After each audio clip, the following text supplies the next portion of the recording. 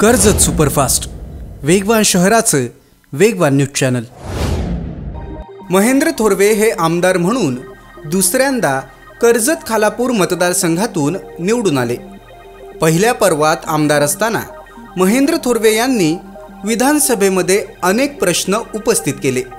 मतदारसंघातले पाणी प्रश्न, रिलायन्स गॅस पाईपलाईनमध्ये शेतकऱ्यांसाठी मोबदल्याचा संघर्ष, कोंढाणे धरणाचा पाणी प्रश्न असे अनेक मुद्दे महेंद्र थोरवे यांनी विधानसभेमध्ये मांडले। उद्धव ठाकरे मुख्यमंत्री असताना शेतकऱ्यांच्या प्रश्नांवरून वाद झाला होता। त्यात त्यावेळेच्या पक्षप्रमुखांची म्हणजेच उद्धव ठाकरे यांची बाजू घेऊन महेंद्र थोरवे विरोधकांना सुद्धा भिडले होते।